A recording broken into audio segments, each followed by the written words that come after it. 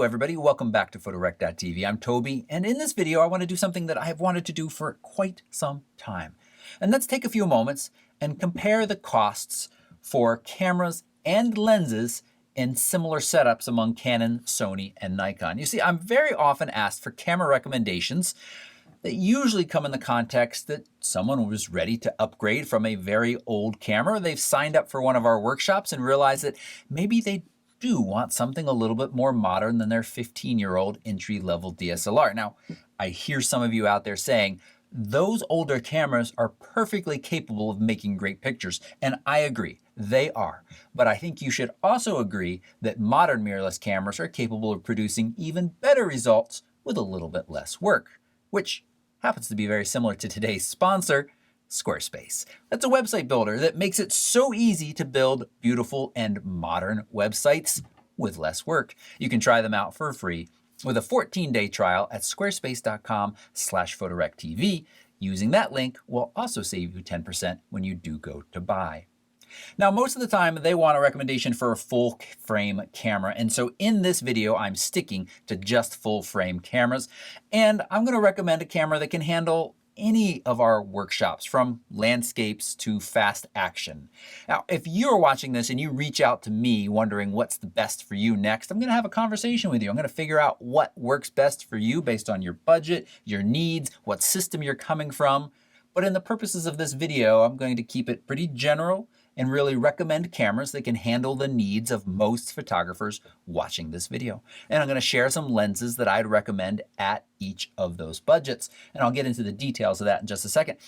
I want to let you know I came into this video with some preconceived notions about which budget kits, different pricing would come out on top, and I was wrong. So let's take a moment and look at my methodology. So what we're going to see here is a series of slides where I've got a camera picked and then a series of lenses. A nice walk around lens that I think most of us do want to have on our camera often. A telephoto lens that hopefully is exciting enough to start thinking about doing some wildlife photography. A portrait prime, or I should say a prime lens in the realm of the portrait focal length. That's pretty nice. And this is useful to have, and maybe some of you don't want or need this, but it's a good comparison to see where these different manufacturers are with options and pricings in this category. And similar to that with the wide angle, I threw in a wide angle on each slide that could be fast enough to do some astro, because I personally like that. We often do that on our workshops. And again, it's a nice comparison between systems of what kind of options you have. Now, all of these links and all of these combinations, plus some more that I'm not even going to talk about, are at photorec.tv/recs, R-E-C-S. So you can find this information, look it over, and of course, leave comments down below on what you think I did a good job on, what you would switch out instead, and which system you think is the best value at each of the different budget picks. We're going to go through three. So let's just jump right in and start with the most affordable Canon series package that I could come up with, starting with a Canon R6. Now, right away, again, some of you are saying, wait a second, there are much more affordable cameras out there from Canon. The RP and the R, yes, I agree. But as I said in the opening, I really want to keep this with recommendations of cameras that can handle just about anything we do on tour. And that includes some faster action at times, and the RP and the R just not quite there. And this R6 can handle all of that so well without any issues at all. No hesitation on my part to recommend, and also compares nicely against the Sony and Nikon cameras we'll talk about in a minute. So that's why we're starting with an R6, even though it is a little bit more than some of the other R full frame cameras.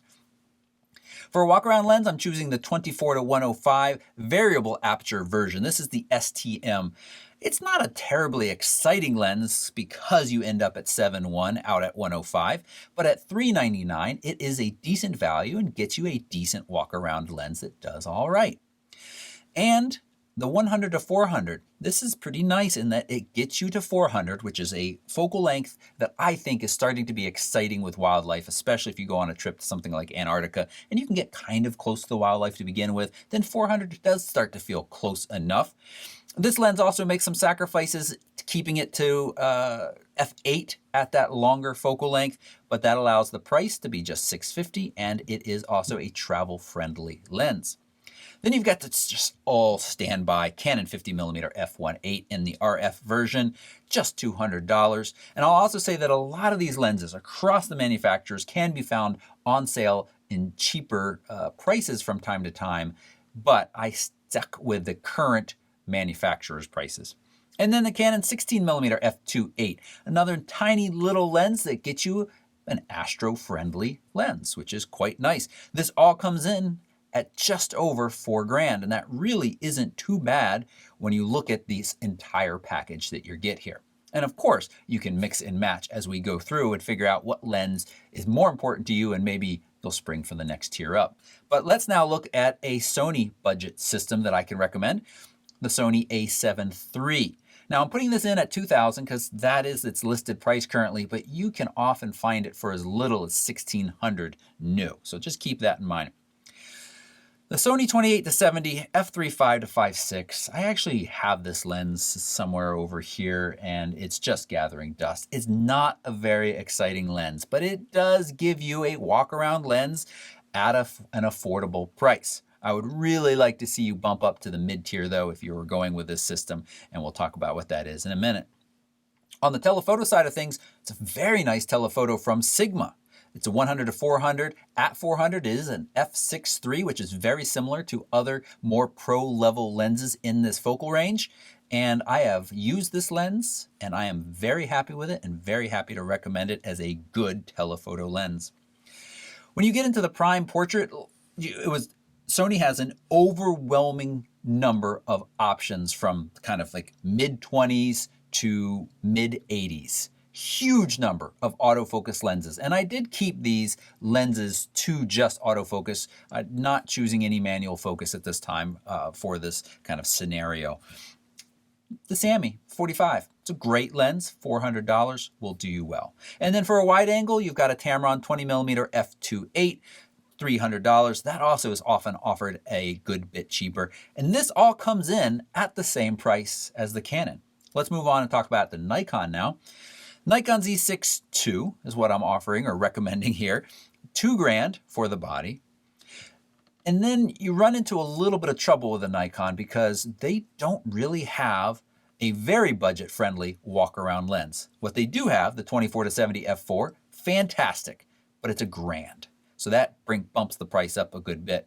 The next disappointment in this kind of budget list here is that the longest focal length lens that I can come up with that doesn't break the bank for Nikon is the Tamron 70-300. It is only a 300mm lens, but it is only $700, so there's some pros and cons to that. Then you got the lovely little fun 40mm f2 as a kind of portrait lens, and the fantastic 20mm f1.8 as your Astro. This is another spot where Nikon just doesn't really have any autofocus capable wide angle lenses that are more affordable right now than that 20mm f1.8. There are some coming, but not right now. So when we look at all of these sitting together, you notice immediately that Canon and Sony stand out with a little bit more affordable numbers. And of course, again, that Sony a7 III you can find for about $400 cheaper. So it comes in even a little bit more. So I kind of give thumbs up to both the Canon and the Sony system in this budget. And Nikon is left a little bit pricey. All those lenses are great, but they're a little bit pricey. So let's take a moment and ask you to hit that thumbs up button. I'd really appreciate that. It's a nice way to thank me for my time. All right, let's talk about mid-tier, kind of that mid-level budget, a step above the most affordable I could find, and where I feel like you get a little bit more for your money. So we're still sticking with the Canon R6 all the way across the board here. You could, of course, swap out the R6 for the R5 at any time if you wanted more megapixels. That's the big, real difference there, in my opinion. I want you to jump up to the 24-105 here. It's a constant f4 lens in this case, $12.99. So that is a significant difference in cost, but it is a very nice, very sharp lens. And even having f4 out at 105 can make a pretty big difference, both in low light capabilities and in even softening the background a little bit. Now, what Canon struggles with here in this mid-tier section is some more affordable lenses in categories like telephoto. There just aren't any. So you have that consumer-friendly 100 to 400 that goes to f8. And then if you want to step up from that to anything that's a little bit faster, really your only next choice is the 100 to 500, f4.5 to f7.1. Now, this is a fantastic pro-level lens, but it costs $2,900. Then we got the 85mm f2, great portrait lens, also a really fun macro lens at just $600, which I think is a decent and a great value. And again, kind of similar to the telephoto, Canon really doesn't have any mid-level wider angle zooms or even primes. So we're left with the 15 to 35 f2.8, another fantastic lens, but that's going to cost you $2,400. This brings us total up for the mid-tier for Canon to 10 grand, and that is pricey. When we look at Sony, one thing I want to point out is that I have bumped us up to the a7 IV. So the newer camera from Sony that's 33 megapixels, $2,500. So we get a good bit more megapixels, we get a very nice focusing system, and there's some benefits that come with that. Lens-wise, this is where Sony really starts to shine with its embracing of third-party manufacturers. You can see that in this list. There's only actually one Sony lens on this list. The Tamron 28 to 75 f2.8. This is generation 2, a fantastic lens if you don't mind starting not at 24, but at 28. It's $900. The Sigma 100 to 400 is still on this list because it is I'm quite happy to put it in this mid-tier. It is an excellent lens. The Sony 85mm f1.8, another lens that I own that I love as a portrait lens and is fantastic and a great value at $600. Again, though, in that range of portrait and even kind of mid-tier now, Sony has so many different lenses to offer when you look at third parties as well. And then finally, we've got a wide angle from Sigma, the 16 to 28 f2.8. $900. There's several different good options in this range as well that could save you a little bit of money and still get you a good wide angle. This comes in at $5,850, and that's about half, well, a little less than half of what that Canon costs. Now, when we switch over to Nikon, Nikon does a little bit better here. We're sticking with the Z6 II. We're sticking with a 24 to 70 f4.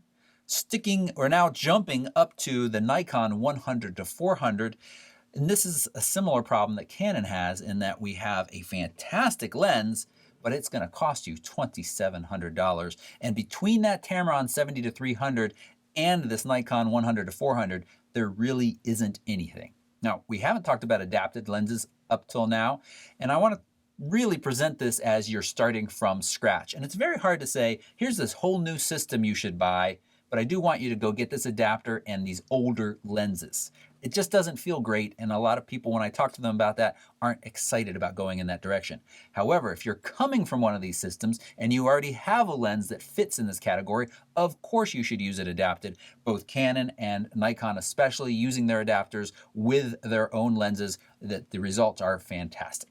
I have no problems with you doing that.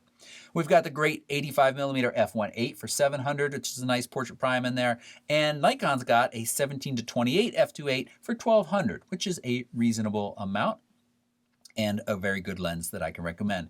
This all comes up to $7,600. It would be a lot less if we could find a more affordable telephoto lens in there, but we just don't have that from Nikon right now. And when we put them all side by side, again, we can see that Sony is kind of a clear winner in here.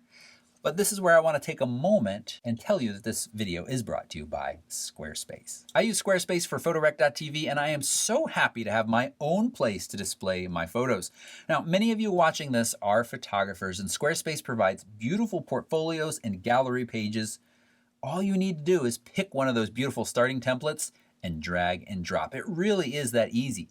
But if you get stuck, they provide 24/7 customer support. They've got a mobile app for Android and iOS that makes it so easy to post from any device, and they offer a host of additional tools to expand the functionality of your website. Fantastic e-commerce system, makes it really easy to sell your work. They've got an integrated booking system for scheduling client sessions, and now new extensions.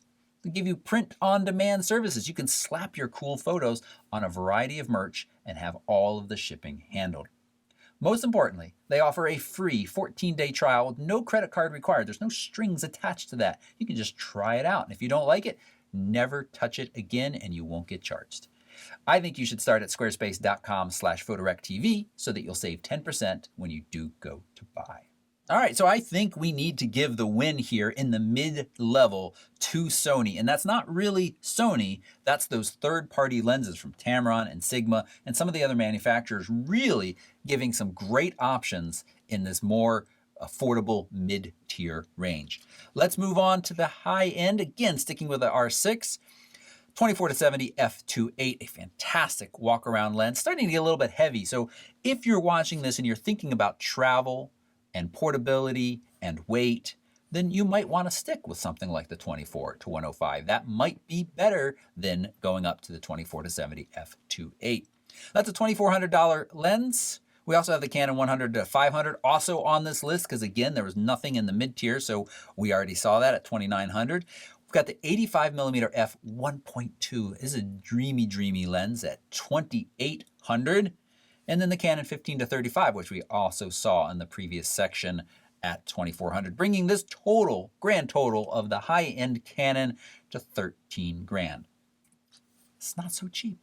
Now we move on to the Sony. We're going to keep that Sony a7 IV in the list. We're going to move up to the 24-70 f2.8. I do like that lens over the Tamron because of those wider focal lengths. And this is the Mark II version, which is quite small and compact for its f2.8 option, which is nice. Then we've got the Sony 200-600 in here, which is a fantastic and fairly budget-friendly telephoto lens. Being able to get all the way to 600 at 6.3 is very exciting for wildlife photographers. This is a lens I love to have with me on my more wildlife-focused workshops. You could throw the 100-400 in if you wanted a more travel-friendly and more versatile telephoto lens as well. That is running at about $2,400. Then you got the Sony 85mm f1.4. So you could say a downside here is we got only 1.4 versus the Canon 1.2. Just something to keep in mind. That's $1,800. And then of course we got the Sony 16-35, very versatile wide angle lens at $2,200. This brings that total up to about $11,000.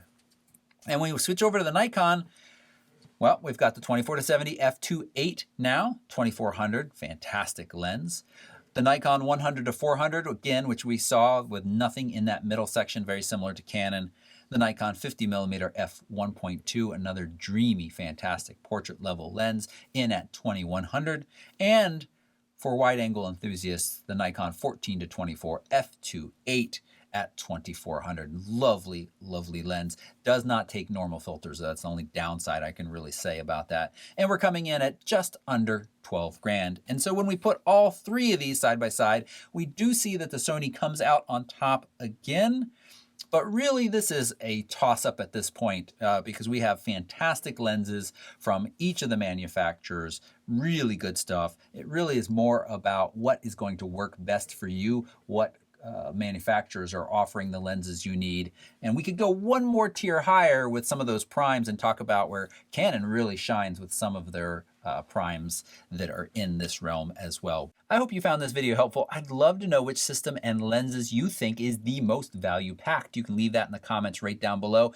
And hit that thumbs up button if you want to see me come back and do this presentation again, but include crop sensor options. I mean, they should be included, especially if travel and portability is important to you. Fuji, the crop from Canon, the crop from Nikon, the crop from Sony. I say that because I just don't love Sony's control scheme and those crop sensor bodies. We need a new body in the crop field from Sony. Come on. All right, that's it. Hit that thumbs up button, leave a comment, hit the subscribe button, the bell, do all those little things that can help this video and my channel. I really appreciate it. And don't forget to check out squarespace.com/photorectv. Thank you. Bye-bye.